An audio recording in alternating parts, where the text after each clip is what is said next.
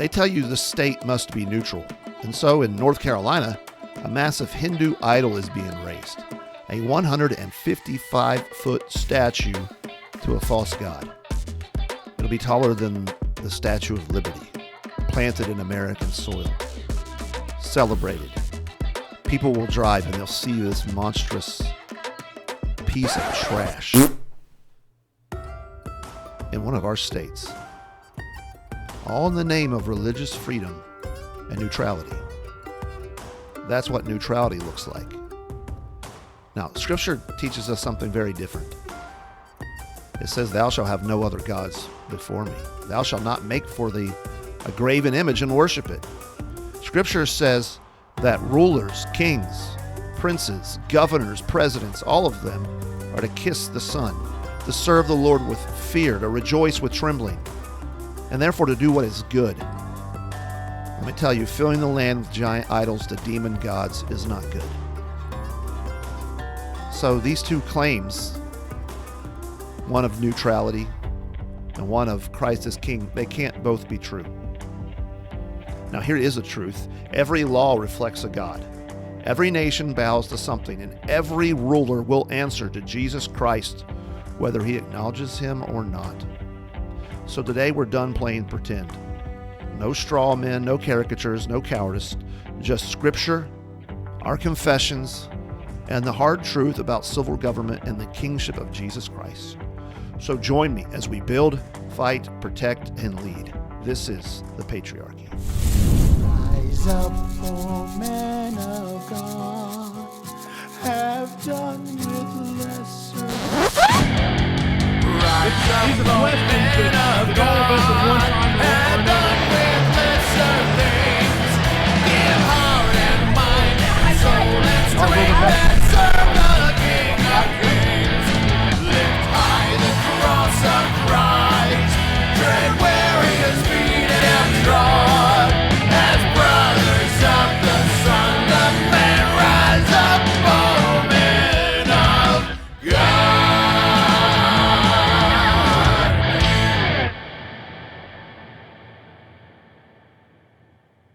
Now therefore, O kings, show discernment. Take warning, O judges of the earth. Worship the Lord with reverence and rejoice with trembling. That was Psalm 2, verses 10 through 11. I am Pastor Joseph Spurgeon, and you are listening to the Patriarchy Podcast, a ministry of Sovereign King Church. Welcome back to the show, and I'm excited today to interview a man who put out a short little book, but it's powerful, and I think it's gotten a lot of feedback online. It was put out by Founders, a Baptist, but from what I understand, he's not a Baptist. He's one of us, a Presbyterian. I'm a recovering Baptist. Recovering Baptist. There we go. I think we all are. Everybody in America is that. Yes. So, but I'm joined today by James Baird. He's a pastor of Christian education at Covenant Church of Naples and the author of The King of Kings. This book argues plainly that civil government is not religiously neutral and that rulers are morally bound to promote the true religion, which means Christianity. So we're going to be talking about this. We'll talk about Christian nationalism and maybe the caricature. And actually, his book is not the caricature, it's historic Protestant political theology. So hopefully we'll define terms, draw lines, answer objections, and deal honestly with Scripture, the Westminster Standards, and our American founding. So welcome to the show, brother. Joseph, I'm excited. This is going to be fun. Well, you're a pastor of Christian education. Just quickly, let us get to know you a little bit. What does that entail? What's your role actually look like week to week? My wife, I actually serve at the church my wife grew up at, which is awesome. I was about to say your wife was pastor. So I was about to. My wife was a pastor. No.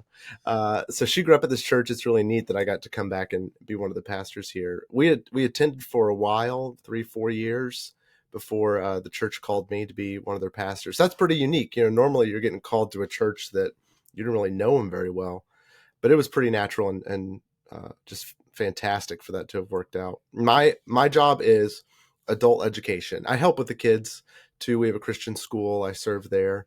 But primarily it is Sunday school and our midweek kind of offering on Wednesday nights.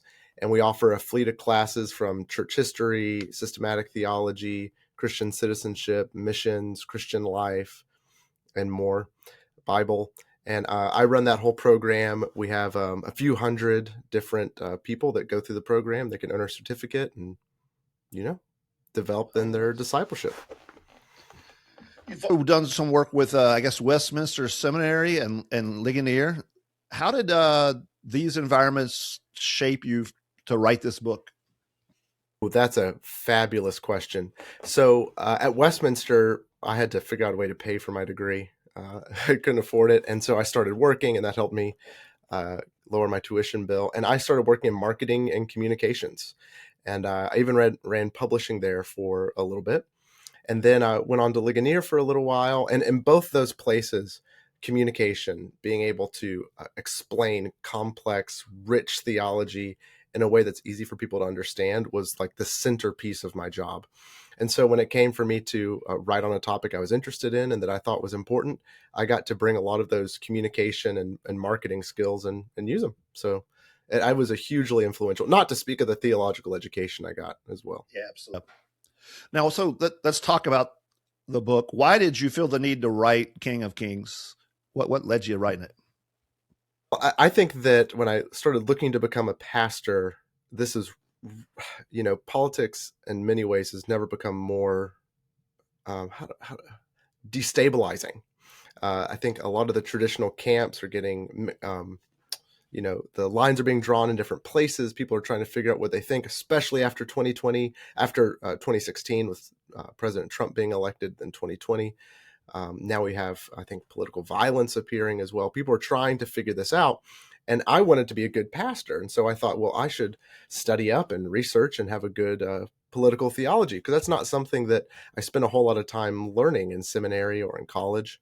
So I started reading Calvin and John Murray and Charles Hodge and all the guys that I would study on any topic. And I started to realize that the political theology that had kind of seeped into my bones through our education system was very much out of alignment with what's in our particular Presbyterian, but even just more broadly, our Protestant tradition. And I thought, how can I package this in a way that's going to make sense to pastors and elders, or even people who are serving in governmental positions or laymen? How can I package this in a way that's going to make sense? It's going to be confessional for those who value that. It's going to be biblical, historical, practical. And I just spent a lot of time trying to finally hone what I thought would be kind of the key cornerstone to help us rejuvenate and rebuild our political theology. So, yeah, I went to the Southern Baptist Theological Seminary before becoming a Presbyterian. But what led me to do that, I was running from God for a while, running from ministry, met a RUF minister, and he was talking about how Israel in the Middle East is not Israel in the Bible. And this was way before the current stuff. This was 20 years ago. And I was like, no, that's not true. I grew up dispensational, so I wanted to argue. And even though at the time I'm not really walking with God, I'm going to argue that point. And he mentions John Calvin. So I went and read Calvin's Institutes. That's actually what God used to wake me up and make me a reformed person. But he talks about civil government in that. So when I went into Southern, I had all that in my mind. And I remember reading a book on civil government from I can't remember who it was from, Chad Brand, I think. And he had a footnote which said, there are some people that believe the civil government ought to enforce the 10 Commandments. And I thought, well, that some people is me. And so that led me to really get really interested into this topic. And so I feel like I did the same trajectory you did, where I'm reading reformers, I'm reading our history, and then I'm reading the modern political thought books, and they're not lining up.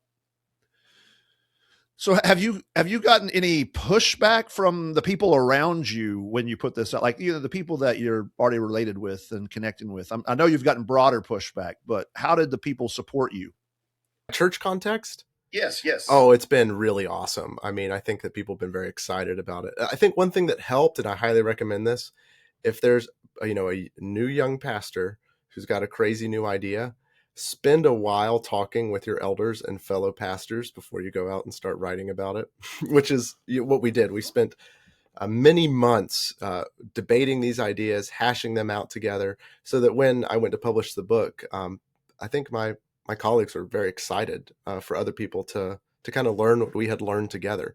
So it's been going really well. I'm really thankful. I've got some awesome pastors that I get to look up to and learn from. There, man, that could be a whole podcast right there, because everybody's learning stuff on their own. I mean, that's what you're supposed to do. You learn, but God gives us the church, and learning within the context of the church and being sharpened and shaped.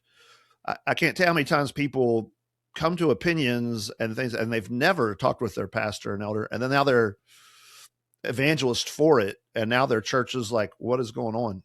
Yeah. And, once you put something in print, you got to defend it. It's really hard to walk it back.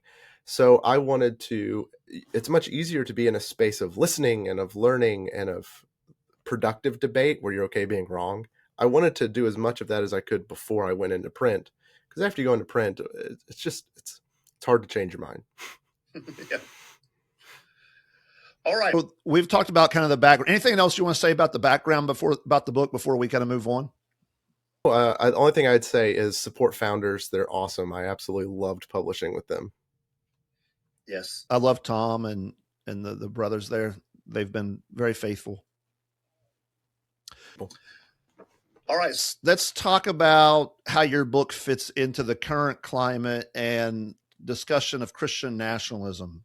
So when you say that word, half the people kind of go feral, and then the other half freak out, and then some people are super excited.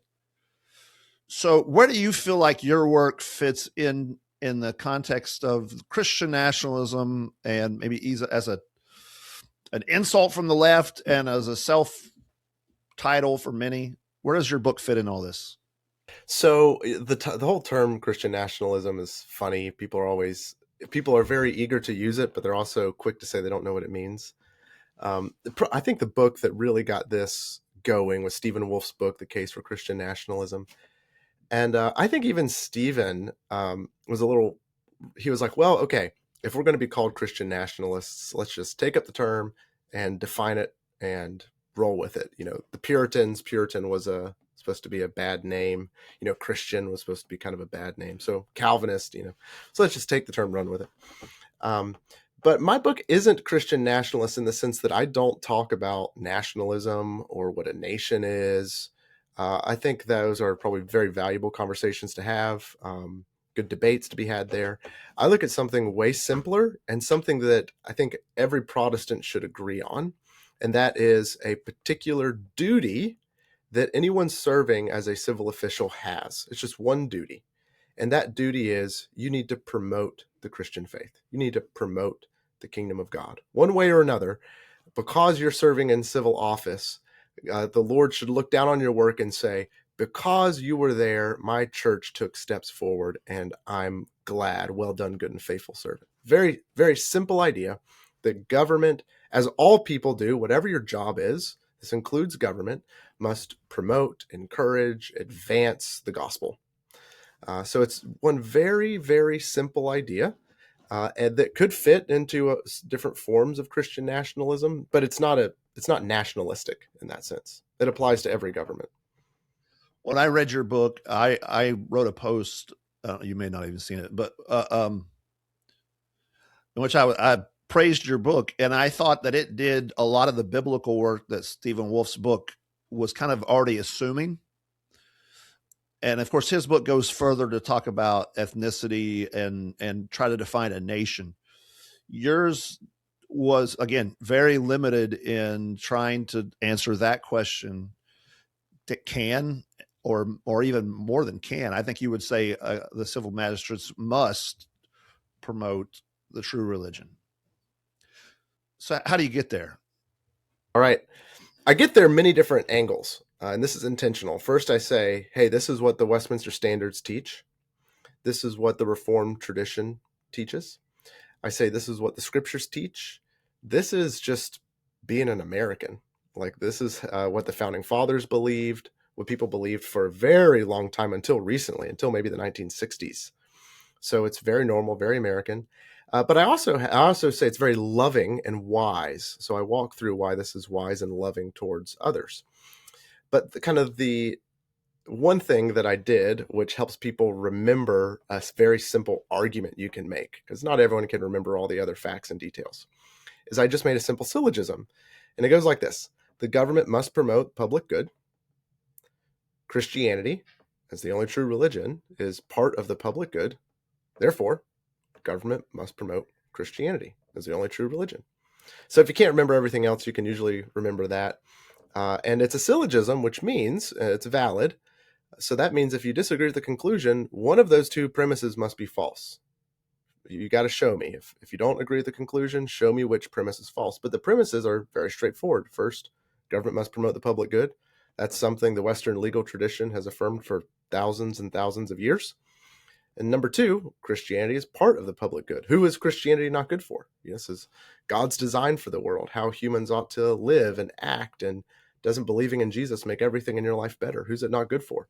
That's also hard to disagree with. And so it puts you kind of on the horns of a dilemma if you don't like the thesis of my book, and it's fun wrestling with people going back and forth. Has it actually gone at your syllogism there, or it's just been other objections? They have. Unfortunately, I've not met anyone who's gone after my syllogism who understood how to use a syllogism. I don't mean that in a super sassy way, but it is true. There are different things that you could attack. So some people say government isn't supposed to promote the public good. Problem is that's in the preamble of the Constitution. So, sticky wicket. But they do make that argument. That'd be one way to go after it. But typically most people have tried to attack it, but don't really understand what's happening there logically. And I understand that because, to be honest, I didn't learn formal logic till college, and I was a philosophy major. It's just not a part of our education system anymore. So I don't fault people, although I'd encourage them to kind of slow down, maybe study syllogisms for a little bit. That way we can just have better conversation. I'm being a little sassy there. That's okay. I mean, it seems like in a roundabout way, people go at the two premises. Obviously, atheists will object to the second premise, but you've got Christians kind of objecting to the second premise. Yeah. So one critique that I've seen is they try to make another version of the argument. They try to do something called a reductio ad absurdum. They're trying to reduce my argument to absurdity by trying to say, well, yeah, it may prove your conclusion true, but if your argument was true, it'd prove other things that are ridiculous. Therefore, something's rotten in Denmark. So I know one person made the argument that government must promote the public good. Disciplining children is part of the public good. Therefore, the government must discipline children. The problem is that doesn't actually follow. What would follow is the government must promote the disciplining of children, which of course I think that it should. It should encourage parents to raise their children in the nurture and admonition of the Lord. So there's just some miscommunication going there about how syllogisms work.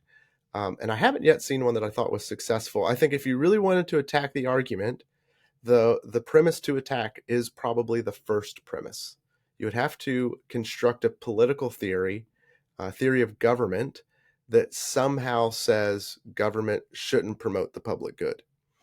Now, if you're a Presbyterian, that's going to be difficult because Westminster Confession of Faith, chapter 23, section 1 says that the government is there for the public good, which is one reason why I chose that language.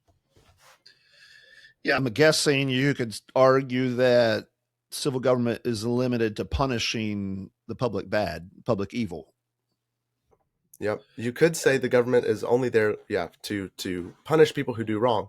But Paul says in Romans 13 that not only is it supposed to punish the bad, it is also supposed to praise the good. And praise, promote, very similar words. Yep. All right, so let's talk about what it means to promote the true faith, because this is probably where you get a lot of misunderstanding, and where, one of the questions that people may have is, you're arguing that the state is replacing the church. So Yes, I'm not doing that. So I'm a Presbyterian, which means that I believe that only the church has the powers of the keys to the kingdom of heaven. Only the church should be in charge of church discipline, administering the sacraments, communion, and baptism. Only church officers are people who preach the word in a worship service. So we're not saying that the state should do the things that the church is supposed to do, or even meddle in the church. What we're saying is that the state, to be the state, must protect the church, encourage the church, point people to the church, share God's truth in their own ways, create Christian laws which promote piety, Christian piety. The Westminster Confession says that too. But that's saying the state needs to be a Christian, godly state, not that the state needs to be ecclesiastical or churchy or do the work of the church. when people hear this, what they hear is you're saying the state should make a law saying you must be a Christian. So answer that. Yeah, no one in the Reformed tradition thinks that the government should or even can coerce belief. It's just belief is totally outside of any instrument the government has. The government can torture you all day long, may get you to say what it wants you to say, but it can't make you believe anything. So it is wrong and even impossible for the state to try to do a gunpoint conversion or something like that. Now, what the state does do is that it can orchestrate our environment that we live in as a people, as a society, so that it's easier to be Christian and harder to be non-Christian. It's easier to be godly, harder to be sinful, at least in the way that you are outwardly conducting your life. So I'm not necessarily saying blasphemy laws are a great idea today. That depends on a lot of things, but it's a good example of how in early America they did this. You were not required to be a Christian or, believe that Jesus rose from the dead. Government can't do that. What the government can say, and did do for a long time in America, is say, but you can't talk bad about Jesus in public. Can't talk bad about Jesus in public. Can't talk bad about the Bible. You can't talk bad about the Trinity. Any of the core Christian articles of faith, you can't blaspheme in public. So you can not believe those things in private. You can debate them. You can write articles against them. But when we're talking about the public, that would be detrimental to public morals if people were just walking around talking like that. So that's not an example of the government forcing people to be Christian, but it is the government constraining and regulating our outward environment so that, again, it's easier to be godly and it's hard to be sinful. So it sounds like you're saying we should do away with the Constitution then. Oh, absolutely not. Okay. Big fan of the Constitution. So obviously the first thing we think of is the First Amendment, which says, Congress shall make no law regarding an establishment of religion, which I believe. I think that's true. But a few things we need to note there. First of all is the word establish. So when you see the word establish, you need to understand historically what it's saying is that Congress cannot say that the Church of America is the Presbyterian Church. In the same way in England, they'd said the Church of England is the Anglican Church. Can't do that. And I agree. We're not asking for a national state denomination here. Now, the other thing that we need to note is the first word of the First Amendment, which is Congress. This is limiting the powers of Congress. It's not limiting the other governmental powers. So one very important thing to remember is that there are states that ratify the Bill of Rights that do have state denominations. You didn't have to belong to it. You could go to a different church, but there was sort of one denomination that the state endorsed. So in Massachusetts, famously, they're Congregationalists, and the Congregational Church was the official church. You also have other states that don't pick a denomination. They just say, hey, we're Protestant. There's actually a lot of states that do this. And even states that say, hey, we're not officially Protestant, but if you want to serve in office, you have to be a Protestant. This happens in, for example, New Jersey. And most of the states at the time had some form of a religious test for office. So the First Amendment is meant to limit the federal government and delegate any decisions that need to be made about religious matters down to the state level. That's the intention of the Bill of Rights. And you even see Thomas Jefferson, he acknowledges this in his second inaugural address. He says, hey, I've left those matters. I've not, meddled in religion. I've left those matters where they belong, which is with the states. Because the thinking was America was too big of a place for one federal government to start telling everybody whether or not they should be a Baptist or a Presbyterian. You need to push that down to lower levels of government so that the peoples who were in these regions could elect their representatives and sort of worship God according to the denomination that they believed was true. So there's diversity, there's liberty, but it's not unbounded. There are still authorities at the local level that are guiding things legislatively, the direction they thought it needed to go. Easy to see how this can get maneuvered, I would say twisted over time to say, well, we're not just promoting Christianity, we allow the promotion of all religion. So how does your work tackle the idea maybe the state should just protect religion generally? The state should protect religion generally. Well, we can attack that from a few different perspectives. Let's do it from the biblical one. Does it sound biblical for a ruler to say, hey, I don't care which God you worship as long as you're worshiping somebody? Like, does that just sound biblical? Does that sound like how the types of thing God's happy with in the Bible? Like, no, that sounds like the thing that one of those bad kings in 1st and 2nd Kings would have done. So we could go through different examples. I mean, best one is Psalm 2. You opened with Psalm 2. Here you have a prescription for kings, not even the kings of Israel, all Gentile kings, right?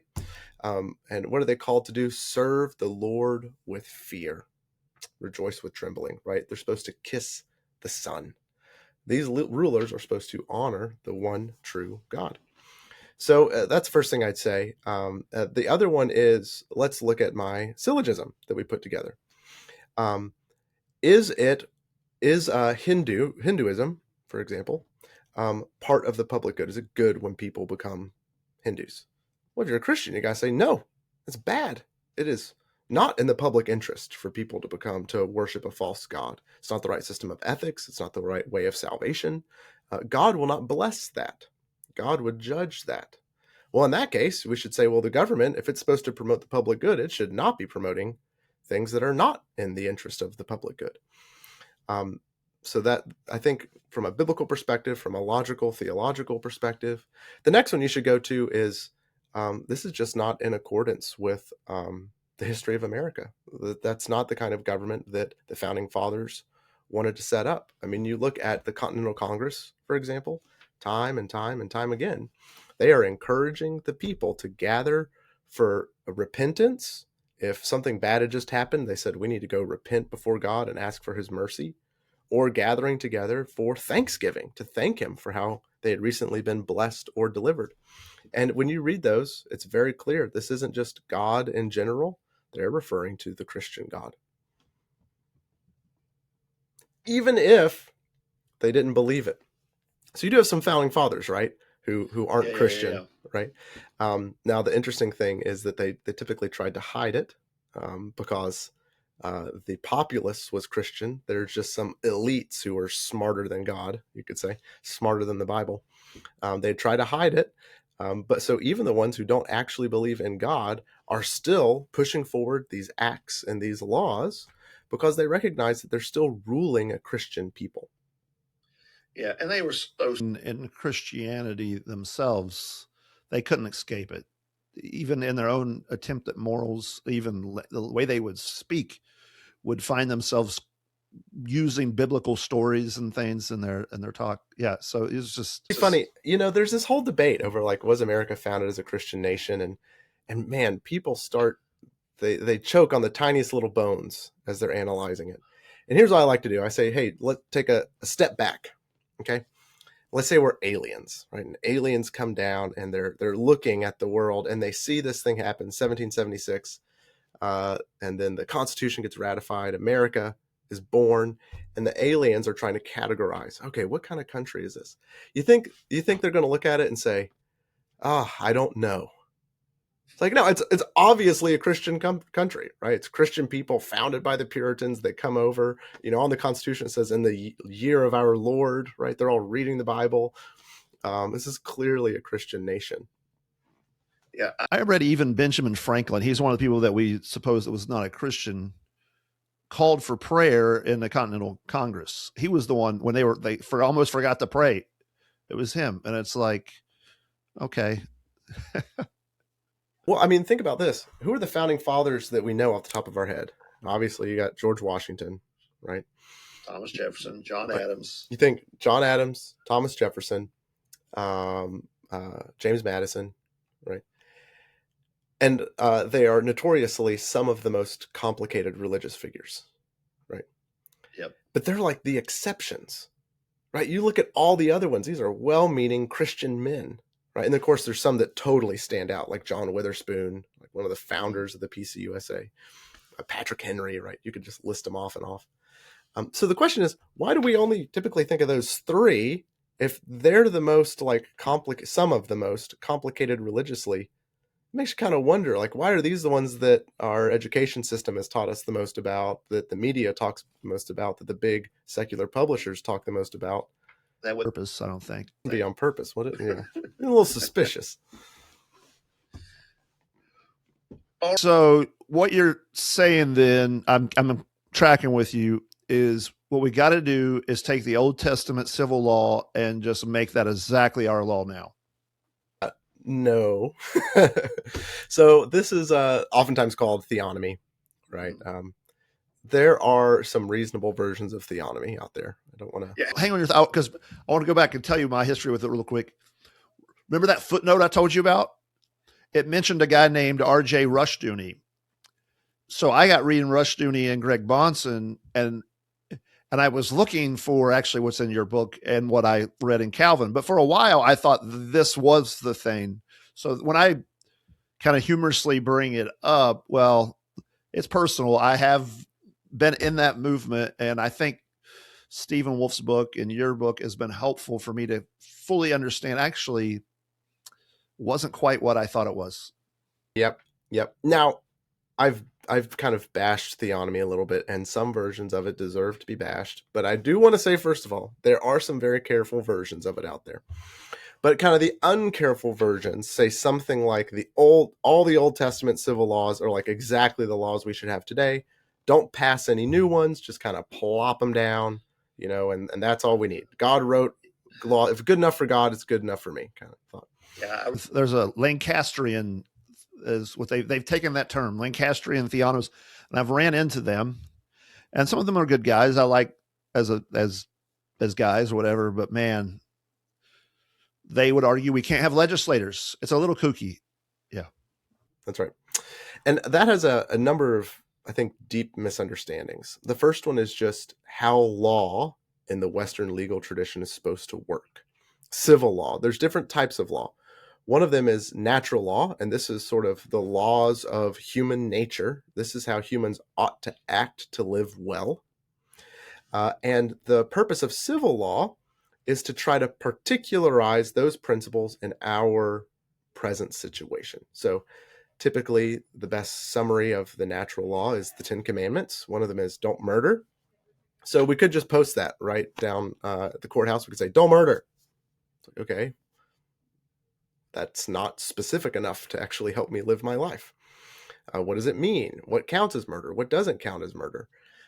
So the purpose of civil law is to make that more specific for our particular circumstances so that it's actually useful for life. So the Sixth Commandment says don't murder. One thing that means is don't go 50 miles over the speed limit.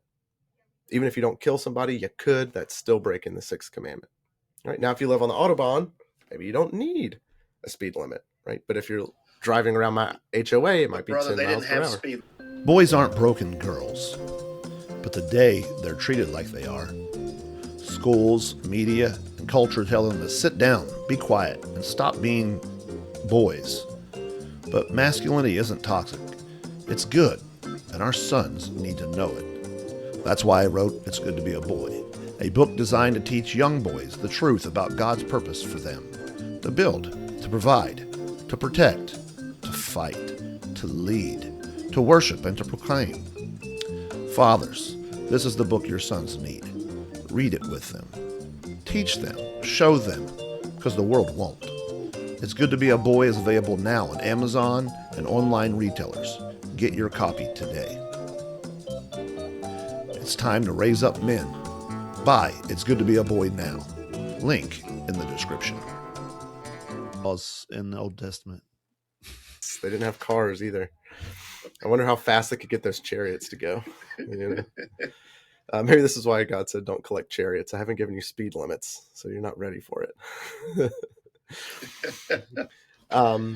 Right. So what we're supposed to do today is look at the 10 Commandments and say, these are the principles of natural law, God's law. Now we need to write our own laws for our particular circumstances that helps people follow them, helps people not break them, punishes those who do break them, and maybe rewards those who keep them. When we look at the Old Testament civil law, that was God particularizing the 10 Commandments for their circumstances. We're not in their circumstances, so we need to reparticularize them for us today. We can look at those Old Testament civil laws and learn wisdom and justice and mercy, and whatever we can glean from those laws, we should. We absolutely should. But the job of legislatures is to look at our circumstances today and make wise laws that are moral and accord with human nature. The argument is then that leads to autonomy, right? That leads to really just humans making their laws. And it goes back to your objection to that you brought up about spanking children. So how do we avoid there not being laws that allow your police officer to come spank your children? I think I understand. Can you say that in a different way? Well, yeah. So you have the 10 Commandments. We have the moral law, the natural law. The theonomist is going to argue if when you move away from the Old Testament civil code, now you're relying on man's own autonomous reason to apply that. And what's to stop him from having a law in which the police officer has to come spank your child? Oh, I got you. Okay. So the first thing I'd say is it's not autonomous. It would be autonomous if I didn't say the first part, which is all civil law needs to be a particularization of the moral law. So it's got to be grounded in the 10 Commandments, in the law that God passed for how humans act. And if it's not tethered to the 10 Commandments, it's not a good law. So it's not autonomous. It does require human reason in that, okay, we got to put these two things together, where we are today with God's moral law. But God calls us to be prophet, priests, and kings. We are called to render judgments, right? Don't you know you're going to judge angels and you don't think you can set a speed limit? Do you think so lowly of man would be what I would say. God calls you to this great calling, which is ruling.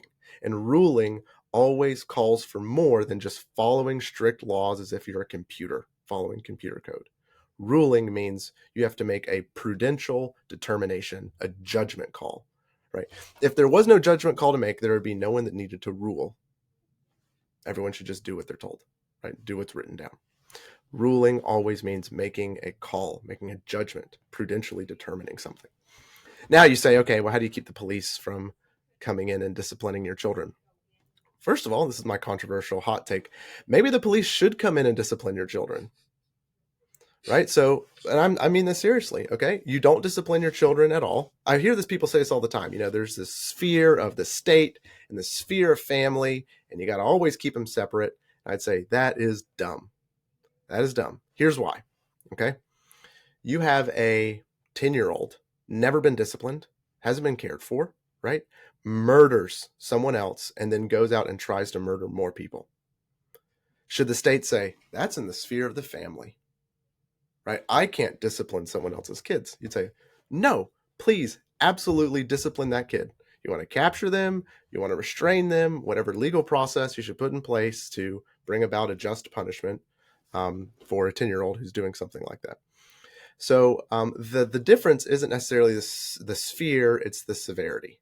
Okay, so a just government will empower parents with all the things that they need to take care of their children and set it up so that only when something goes horribly wrong does the government then have to say, you've been totally derelict. This is now causing a public harm, and we've got to do something about it. And the reason is that the government has to just like a good gardener has to understand what a rose bush needs versus a potato. Okay. The government needs to understand what the different spheres of society needs, right? Families run best when they're independent, when they have the ability to order their affairs in the way that's best for them. Why? Some guy in Washington certainly doesn't know what's best for the Baird family, right? Some guy in Tallahassee in Florida doesn't know what's best for the Baird family. Some guy down at Naples Hall doesn't know what's best for the Baird family, right? It's the old saying that the guy who pushes the mop should pick the handle. Right. You want to have these nested authority structures where they have delegated powers to handle things well. But there are times when that breaks down and you need someone who has the authority to right the wrong. And that's the job of the government. So if you have a government tyrannically coming in and spanking your kid because they told you a lie, something ridiculous like that, you'd say, yeah, that's unjust. That is unjust. That is not the way that ought to go. You'd say, on what basis? You'd say natural law. God created families for that kind of thing, not governments.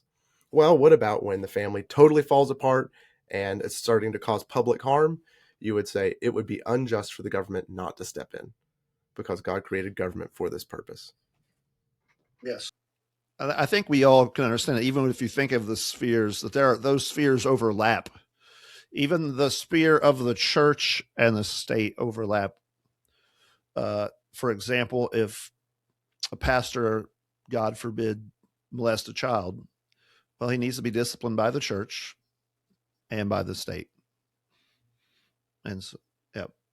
And that's a pretty extreme example. There's other examples where there's overlap as well that are less extreme. I think we had a lot of the fights and arguments about masks and all that stuff during COVID. We're trying to sort some of this out. You know, I think that one thing that happens is evangelicals kind of lost their political theology. And so they prefer for issues they don't know how to handle a problem when it is a political problem. Now, when I say political, I'm thinking this in like the old sense of the word political. I don't mean Democrat versus Republican. I mean life together in the city. You know, it's people have to work together, pass laws, make judgment calls. I mean it in that sense. And I think evangelicals don't really like dealing with that because they haven't been trained how to do that well. So when they face a problem, it's sort of like when all you have is a hammer, everything looks like a nail. You know, when they see something they don't like, they try to create an ecclesiastical or theological solution for it. Right. So, the reason why the government can't do that is because that's breaking down the spheres that God created in Genesis 1. It's like, well, I don't think so. I think this is just bad politics. That's not the way government ought to be done. But we don't think or speak in those categories. And so we run to the first thing we're familiar with, which is theology and church government. Yeah, I remember somebody making an argument about masks from Moses's face, and we're not to have our faces veiled. And I thought that's kind of twisting the scripture, I think. There were some that would say, it's somehow masking the image of God. And it's like, no, it's just a tyrannical move for the government to be telling you to wear a mask because there's a cult going around. Yep. And you don't really need a better argument than that.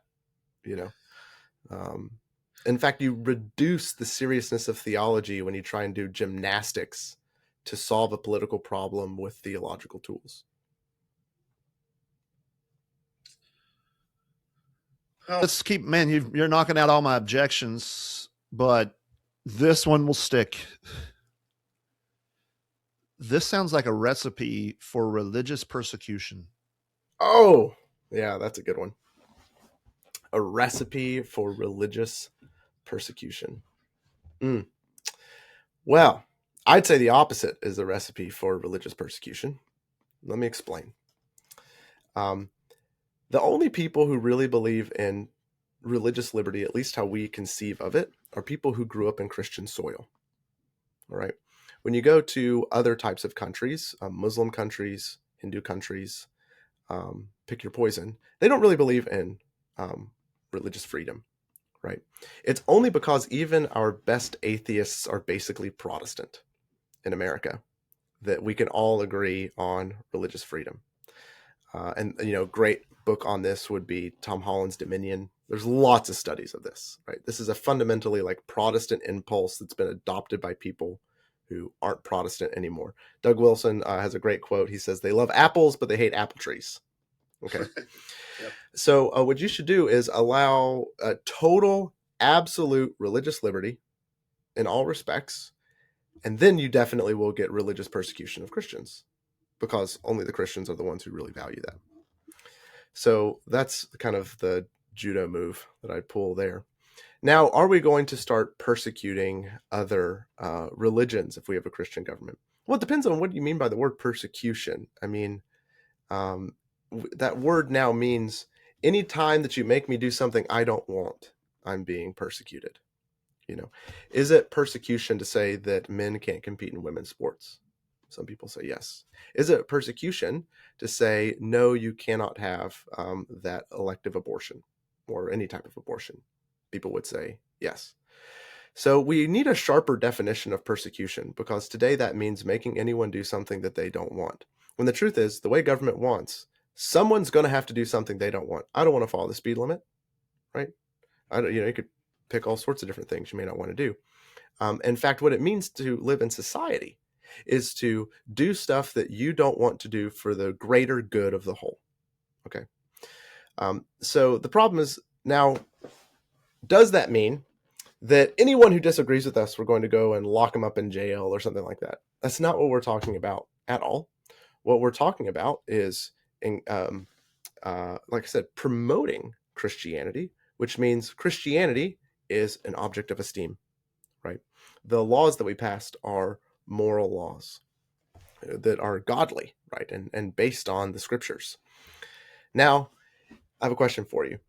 Is it persecuting a little kid? I have this problem. I have 3 little boys. Is it persecuting a little kid when you make them take medicine they don't want to take? No. Certainly feels like it to them. It feels like it to them. It feels like it to them. Why? Because you're looking out for their greater good. So yes, if you have a Christian society with Christian laws, you'll have people who disagree and don't like it and wish it was different. But our job isn't to create a society where everyone gets what they think is good for them. Our job is to create a society where everyone gets what is actually good for them. And that means you've got to pick some moral system, and there's only one true one, and that's the Christian one.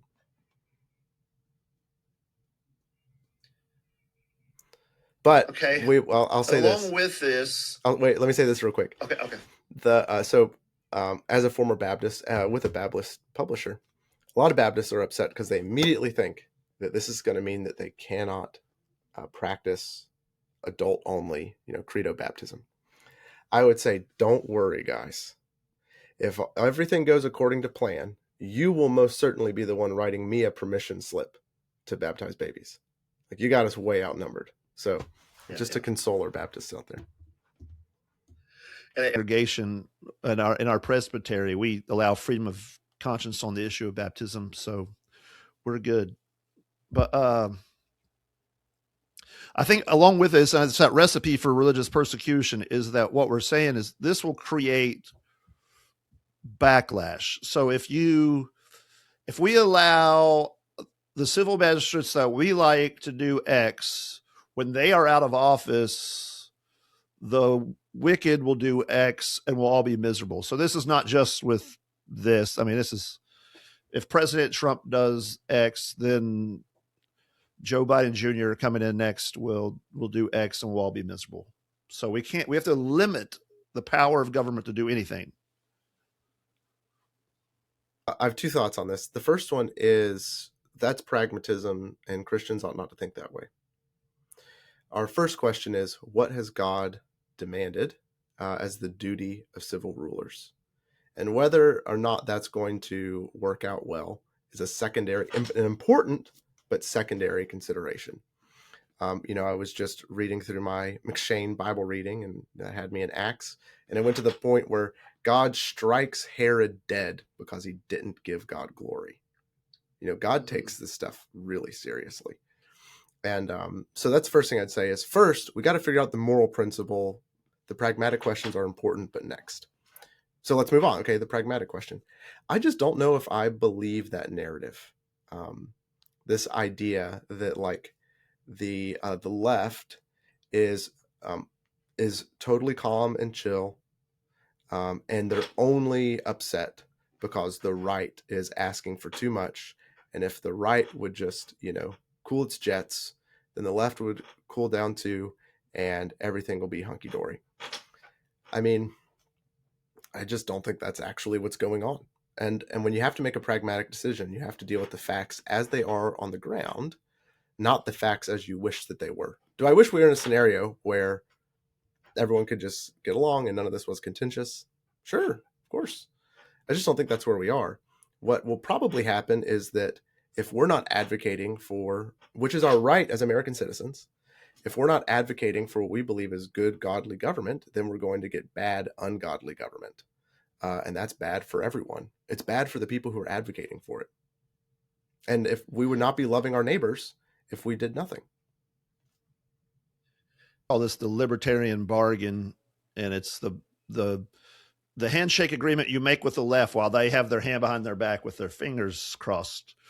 Right? Yeah, of course. Yeah, if you don't do it, I won't do it. Yeah, it never plays out that way. It's also not factually true. Like, look at game theory and economics. Like, that's just not how the world works. Yeah.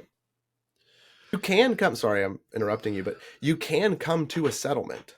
Like, don't get me wrong. You can and should come to some sort of settlement between warring factions.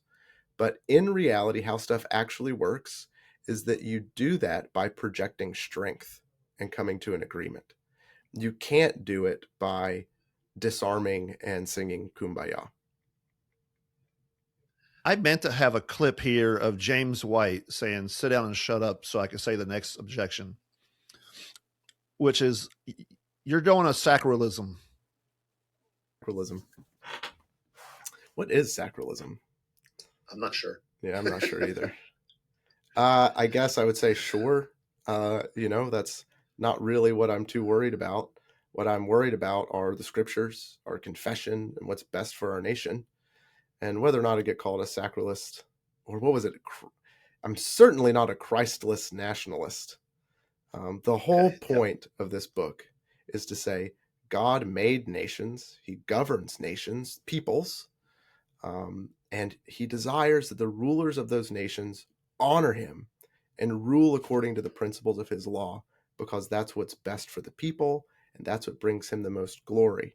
And if you want a good future for our nation, honor God, honor Christ first. And if we don't, we should be afraid and ask for his forgiveness and mercy.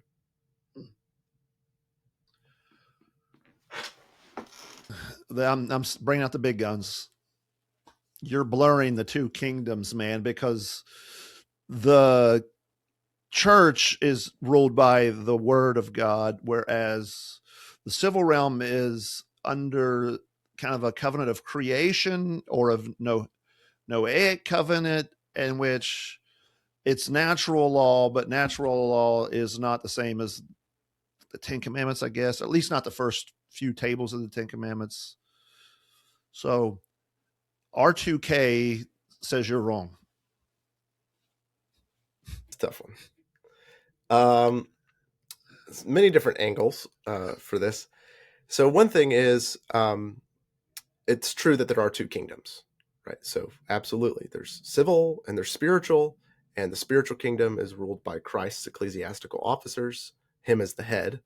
And then the civil kingdom is ruled by the civil magistrate, the civil servant. Paul calls the magistrate a servant in Romans 13. And it's also true that the primary thing by which the state or the civil servant rules is natural law. But then you got to say, well, what is natural law? What has the Christian tradition always said is natural law? 10 Commandments. 10 Commandments. So if you're the civil servant, that means you need to be helping the people worship God alone, worship him in the way that he's prescribed, not take his name in vain, honor the Sabbath. So natural law, two kingdoms, as it's been taught until a few decades ago, has always said that included religious responsibilities of the state, not to be the church, but to support the church, pass laws that encourages the advancement of the church. So we're not asking the state to be the church. We're asking the state to be the state. And Christians have always said that includes religious responsibilities. And it's really not until just recently, when secularism is on the rise and our government starts to secularize, that we get this new idea that somehow, since Christ has two kingdoms, one of those kingdoms has to pretend like he doesn't exist. That's pretty, I think, to me, yeah. Made you happy. We'll see what everyone else thinks. I will be completely happy. I'd have a hard time articulating their position to the ability that they would actually like. I understand it. Especially Van Drunen is a very good scholar. I mean, it's easy to critique some of the worse versions of R2K, but Van Drunen is a very good scholar. And my brief response to Van Drunen's work, which is very good, is first of all, I appreciate he acknowledges that what he presents is not the Reformed tradition. He acknowledges that this is not the Reformed tradition. I think that should carry weight for anyone who calls himself Reformed. And you should realize you're departing from the tradition when you hold his view. The second one is, man, he puts a whole lot of weight on the Noahic covenant. And when you go and look at the text, I just do not think it can bear the weight that he places on it. All right. 2 more objections, and I think I'll have hit all I have. I don't have any of these, but they are ones I've thought of. This sounds like a cover for white nationalism. Cover for white nationalism. Yes. Okay. Is there anything more to it, or just jump on? I mean, that's just dumb, but what I mean is, like, so we talked about this earlier. You see the Christian nationalist circles talking a lot about race and ethnicity. And obviously, I would agree that there has been an attack on white people and kind of a racial attack. And I think we want to push back on that. But I do think I see a lot of discussion revolving race, more so than actually what it would mean for civil magistrates to do what's right to promote piety and justice. So, yeah, everything I've said and believe in that book has nothing to do with race. I mean, it doesn't. What I've said is true no matter where you live, what your country's like, what the people of that country look like or act like, or what their lineage is. Has nothing to do with that at all, because it's just built into the nature of how God made government. So, there's lots of people that call themselves Christian nationalists. And one reason why they like to do that, one reason is it gets a lot of clicks. And so they say all sorts of outrageous stuff to get clicks. I think there's a lot of angry young men who need a lot of discipleship. Like, I have a huge heart for them. So I'm definitely want to reach that demographic who I think is going to be lost to some unsavory figures. If we don't present a positive, strong, masculine theology of the polis. So I want to reach that demographic, but there's no need and no necessity to start diving into the kind of crazy race stuff that's going on. All right. I guess I was going to ask your opinion on some of that. I was going to try to draw you into it, but if you're willing to move on, we can. Whatever you want to do, man. I might say. All right. I'll ask this question. What is a faithful Christian way to talk about peoplehood, nationhood, cultural inheritance, and race? That's a big, loaded question. Yeah.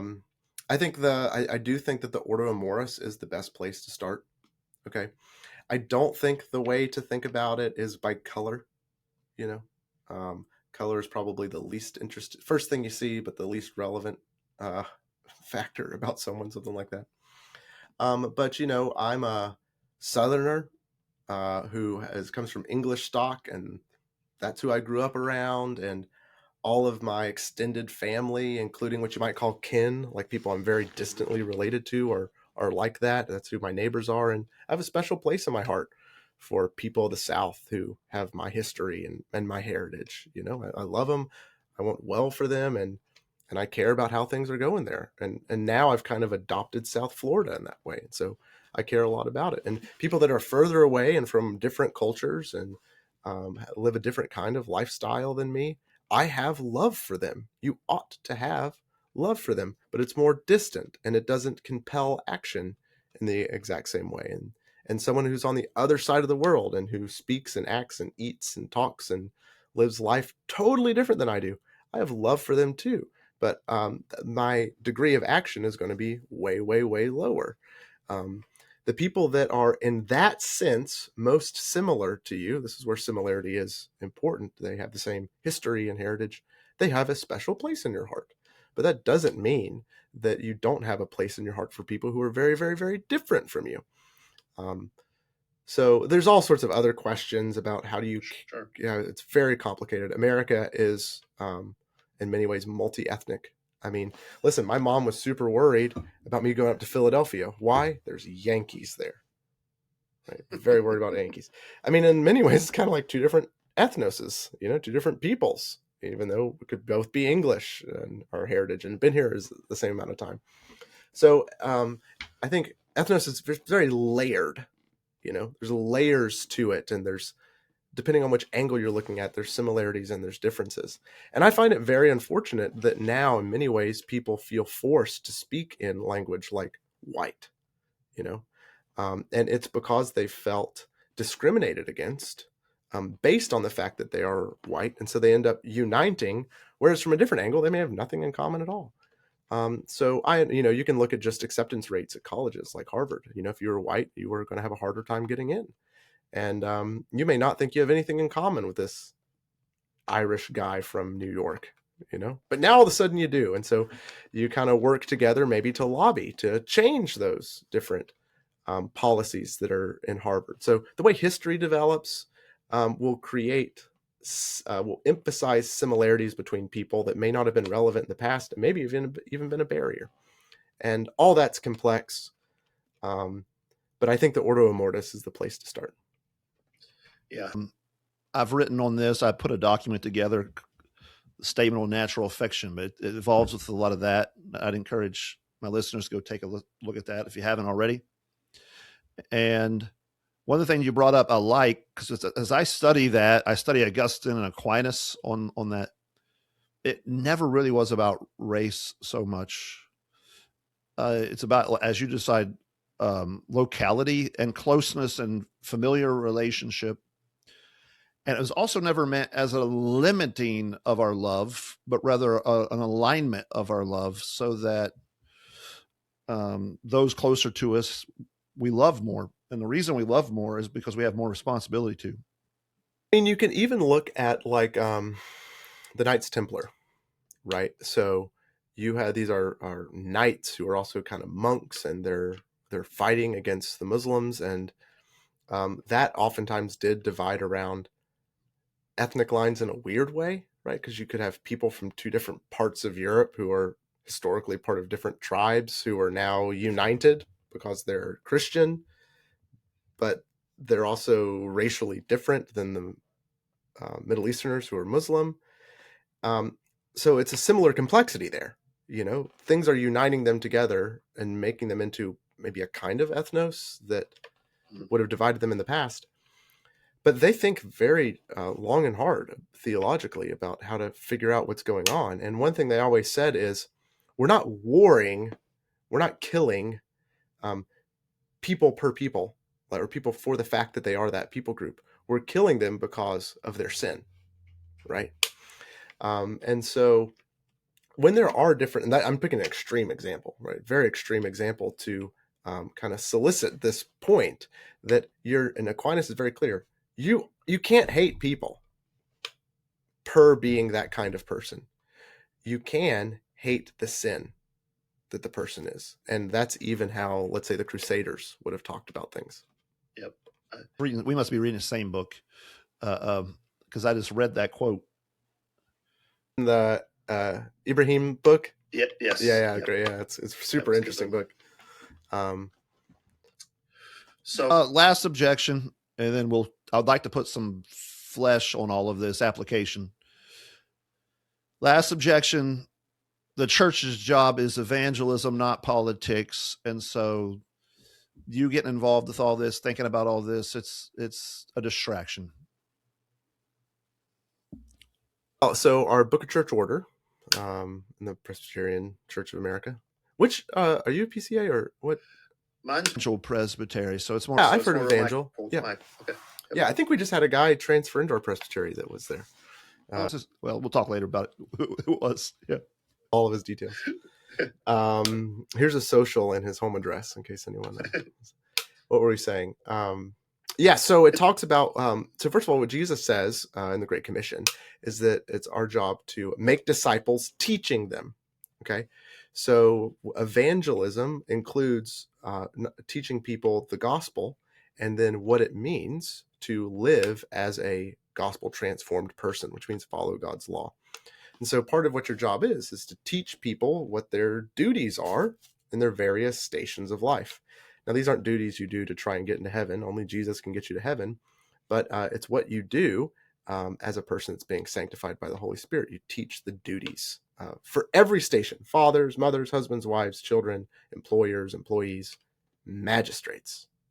Right? You actually talk to people who are magistrates and talk about their duties.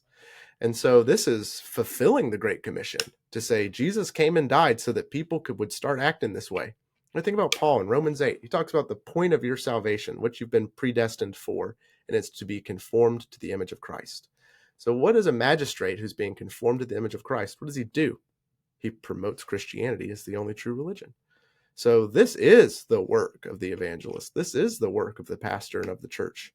We're not talking about how fast the speed limit should go, or I think you should change the Constitution, or pass this law, pass that law.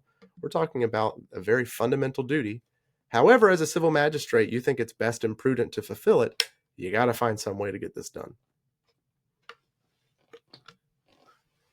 All right. Before we go to application, are there any objections that you've heard that I haven't brought up? No. Mostly I've just been frustrated with people trying to attack the syllogism. Okay. I think I was sassy enough to them earlier, so I still feel kind of bad about that. But all right. Well, there's some boots on this. So if the average Christian man agrees with your thesis, what does he do? So what he should do is, first of all, focus on your household. Okay. So that means making yourself spiritually strong, physically strong, a good provider, that you're having kids and taking care of kids, that you found a good girl and you got married first. And here's why. When we talk about politics, okay, politics is the life of a people. It isn't just about what's going on in DC. In fact, the most important thing is actually the constituent parts of communities. So if you're super passionate about your polis, your city, you got to focus on yourself first. And you've got to cultivate masculine virtues, public virtues, strength, courage, wisdom, clemency. You've got to develop that first. So I would say do that first. The next one is, if you're a private person, go buy a bunch of copies and go hand them out to people. Because politics also involves, in our form of government, collective action, right? And when you first start talking about this stuff, people may think you're totally off your rocker. You're one of those crazy white nationalists or something bananas like that CNN has said to watch out for. So I would say start spreading the news, spreading the message, show people why it's loving and wise and good and biblical, including handing it out to local politicians. And then what I would do is I would say, think about how you can get involved locally. Seriously, locally. I mean, school board, county commissioner, like what's some elected position that if you think you have the gifts and other people agree that you're not the only one who thinks you have the gifts, and try and get involved in a local way. The last one I'm going to say, and I think this is incredibly important, is don't hide it under a bushel. Seriously, you're going to be afraid. You're going to want to kind of pretend that you don't believe the things that you believe when you're talking to people. But I think those little conversations where you stand up and even though it might hurt a friendship, or you might have to have a conversation where you reconcile later, there's going to be difficulties, that you talk with boldness and courage, but love as well. And that all of this matters. It really, really, really matters. And then vote for the right people. Yeah. Now, say to a man who's fired up but tempted to become reckless or obsessed, like, so this is the only thing. So I've noticed I feel like politics can sometimes swallow up everything. What do you that, man? I would, well, I would want to know more details, specifically, like probably spending too much time on Twitter. Yeah, there we go. So probably dial that back. You know, I noticed myself was just getting sucked in. I mean, first of all, a lot of things happened recently, so it's not totally my fault. The Venezuela, like, a lot's been going on. There's a lot of situations to monitor, but I noticed that was really consuming me. So I said, nope, we're doing the McShane reading plan. Like, I'm going to be reading 4 chapters of scripture every day, and get really intense with my Bible reading. And I was going to really make sure that I'm not ever choosing my phone over my kids. 2 really simple rules. Don't choose your phone over your kids. Do a McShane Bible reading program. You would be surprised at how quickly that stabilizes and grounds you. And you know, that helps you limit your Twitter time. That's probably, honestly, you know, work besides the basic stuff, right? Work out. Make sure you're not putting garbage in your heart. Okay. Work out. Don't put garbage in your heart. Slow down Twitter. More time in the Bible. Don't give up anything.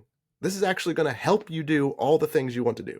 This is going to help you accomplish. This is not diverting from your goal to help win America for Jesus. This is not diverting. It's achieving it. But if your heart's all twisted up because of something that's happening on the other side of the country every second of every day, you're not going to be any good to anybody. Yeah. I think if I could add, I'd bring it back to what you said when you were writing the book. You were doing that work within the context of your local congregation and your pastors and elders.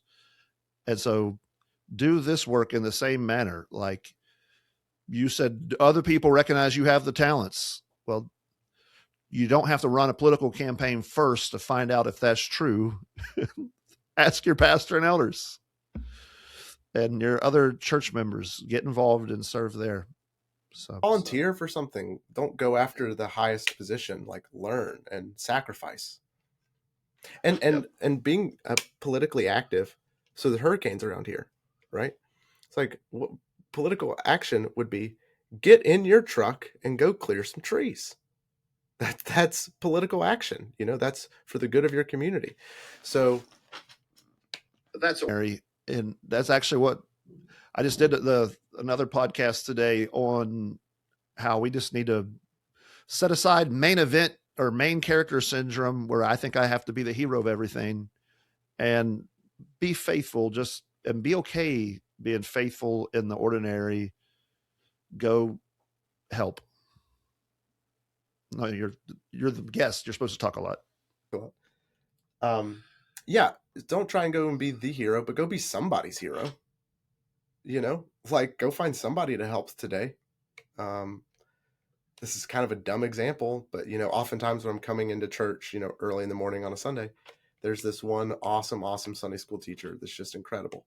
And oftentimes I'll come by and she's got this like really heavy, like, box of children's stuff she's got to bring in. It's like, well, just I could easily be like, I'm the pastor, I'm praying, I need to, you know, go prepare because we're about to have the service. Just like stop and say, no, let me help you move this thing in there. That you were the hero of her morning, because that was a big deal to her. That stuff really matters. It really is how a thriving, tight-knit community develops, and how you build a reputation that makes you trustworthy. And the only way that you're going to make a difference in the world is if you're 3 things. You have to be ambitious, love the ambition. Okay. The next one is the community has to know that you're reasonably intelligent. Okay. And then the third one is the community has to know you're going to take care of them. I think you a thumb up symbol when you gave a thumb up. I don't know how that happened. It's a weird setting I should change on my computer. There we go. It's late in the day and now I'm ranting. No. Well, I appreciate you coming on the podcast. I think this will be encouragement to everyone listening. And where do we get your book? Name of your book again. And if somebody wanted to follow up more with you, where would they do it? So I highly recommend going to the Founders website, founders.org, I believe, because only there can you get the really nice hardback. It's embossed, and it's just as much as the not as nice paperback on Amazon. So founders.org, best version of the book to get. But it is also on Amazon. The paperback is, and the Kindle and the Audible. And I'm on Twitter with what is it? James_D_Baird. And come follow me and say hi. All right, brother. Well, thank you. My pleasure. Thanks, Joseph. All right, men. What you heard today was not merely theory, and it's not extreme. It's not novel. It's actually just, in one sense, it's just plain, ordinary, historic, biblical Christianity applied to the real world. This is what Christians have always believed. That is, Christ doesn't reign in the mere abstract. He reigns over this universe, which means he reigns over families. He reigns in particular as the mediator king in his church, and then he reigns even over nations, all for the good of his church. And that means he's king of kings. Kings of kings means of civil leaders. And so he reigns over our civil government. Neutrality, therefore, is a myth. Passivity is a sin. So here is my call to action. Brothers, let's return to what the church has always believed.